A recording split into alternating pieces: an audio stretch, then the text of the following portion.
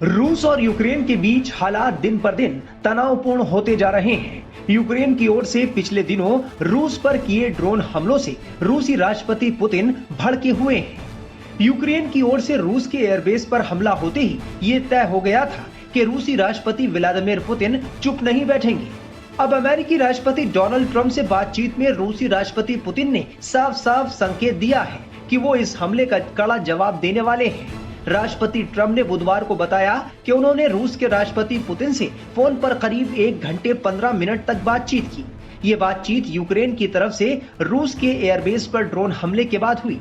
Trump ने कहा, बातचीत अच्छी रही, लेकिन इससे तुरंत शांति नहीं आएगी। ये हमला ऑपरेशन स्पाइडर वेब के तहत हुआ था, जिसमें यूक्रेनी एजेंटों ने रूस के 4 एयरबेसों को निशाना बनाया था, जिसमें यूक्रेन ने रूस के 40 बॉम्बर प्लेन को तबाह करने का दावा किया है।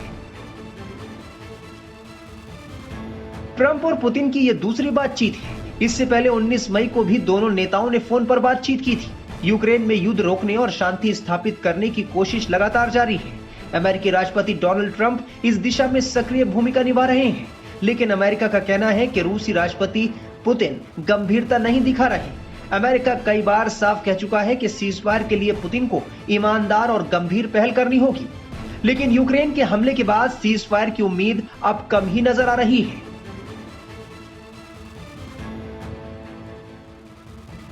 यूक्रेन की सुरक्षा सेवा के मुताबिक इस ऑपरेशन के कारण रूस को $7 अरब का नुकसान हुआ और उसके एयर मिसाइल कैरियर के बेड़े का 34% नष्ट हो गया। उधर रूस ने दावा किया है कि उसकी सेना ने डोनेत्स्क से स्टाराया निकोलायेवका नामक एक अहम बस्ती पर पूरी तरह कब्जा कर लिया है। इस ऑपरेशन में करीब 1475 यूक्रेनी सैनिक मारे गए। देखिए, एक तो ये क्लेम है यूक्रेन का, और मुझे लगता है क्योंकि जिस प्रकार से रिपोर्ट्स रूस की तरफ से भी आ रही हैं, मुझे लगता है इस क्लेम में पूरी तरह से सच्चाई है। और 41 ये जो अपर एंड स्ट्रेटेजिक एयरक्राफ्ट जो हैं, बॉम्बर्स वगैरह जो हैं, और ये डीप इनसाइड रशिया, कुछ तो साइबेरिया में भी थे उनके एयरबेसेस, और वहां पर जाके उन्होंने डिस्ट्रॉय कर दिया। जब हम मिलिट्री की तरफ से देखें तो यूक्रेन के लिए तो ये बहुत बड़ी कामयाबी है और रूस के लिए एक बहुत बड़ा झटका।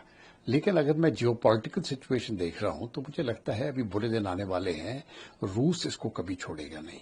और जो अभी शांति की बात हो रही थी, 2 तारीख को सब मिल रहे हैं, जब और शांति बात होगी, मुझे लगता है कि वहां पर सफलता मिलने वाली नहीं है और ये युद्ध और बढ़ेगा। और खतरा ये है, अगर इस प्रकार से चलता रहे तो ये न्यूक्लियर युद्ध तक भी जा सकता है। वहीं जेलेंस्की ने पुतिन को सीधे ललकारा और कहा कि हिम्मत है तो सीधे आंखों में आंखें डालकर आमने सामने बातचीत करो।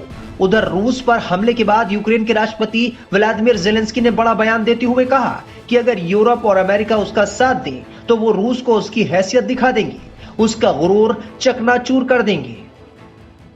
यूक्रेन का ये जो हमला है, ये मेरे ख्याल से मिलिट्री और वॉर हिस्ट्री में एक बहुत ही यूनिक हमला माना जाएगा। 4000 किलोमीटर तक इर्कुत्स्क, साइबेरिया में यूक्रेन बॉर्डर से करीब 4000 किलोमीटर दूर है, वहां तक इन्होंने ड्रोन पहुंचा के खड़े करे एक ट्रक के ऊपर और फायर किए एयरबेस पे। देखिए, ये टेक्नोलॉजी तो अवेलेबल है, सॉफ्टवेयर है, रिमोट ड्रोन्स चलते हैं इत्यादि, राइट। बट इस अटैक में जो अहम चीज है कि वो लॉजिस्टिक्स है।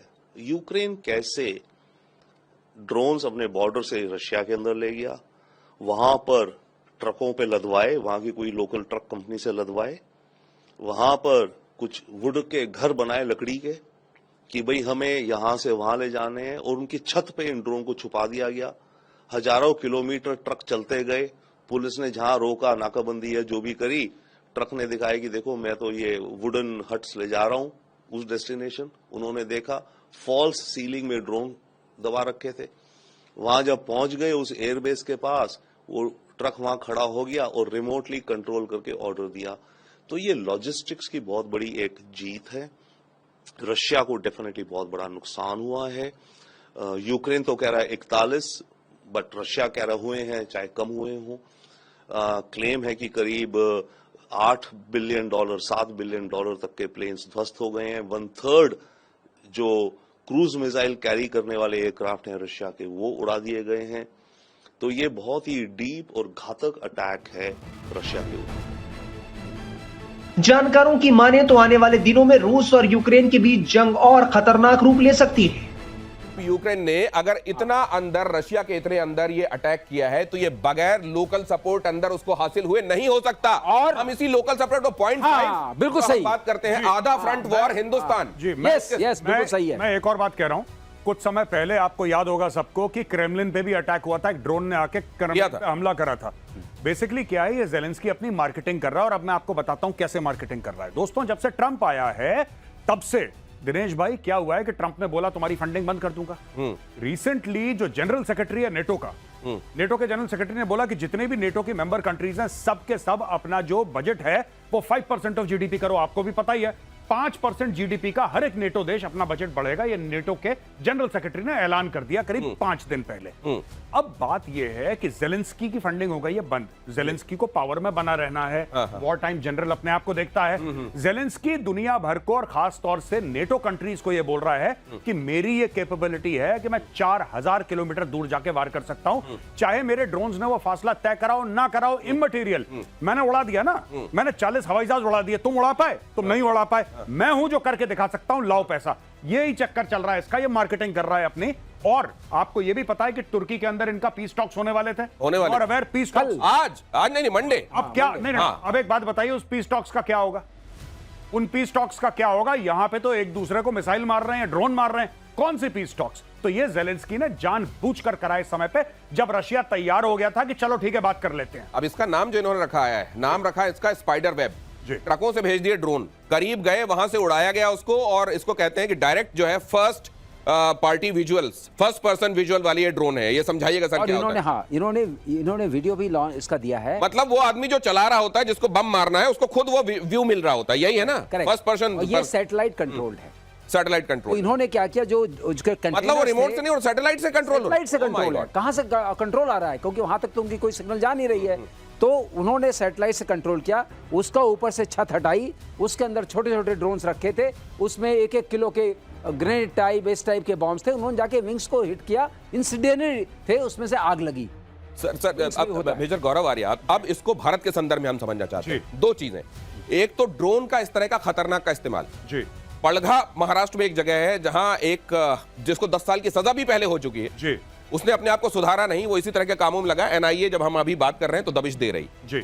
उस व्यक्ति ने 12 से ज्यादा जगहों पर मुंबई में अटैक करने की योजना बनाई थी इसी तरह के ड्रोन्स के जरिए। उसको वक्त रहते हमारी एजेंसीज ने नाकाम कर दिया। हमारी एजेंसीज की इसमें वाह वाह होनी चाहिए। दूसरे, ये तब भी कोशिश की गई जब हम ऑपरेशन सिंदूर कर रहे थे 9 तारीख की रात में, 10 तारीख, यहां तक कि 11 तारीख को भी उधर से आने वाले ड्रोन्स को वक्त रहते निष्क्रिय करने का भारत ने जो काम किया, क्या यह दिखाता है हम ज्यादा तैयार हैं?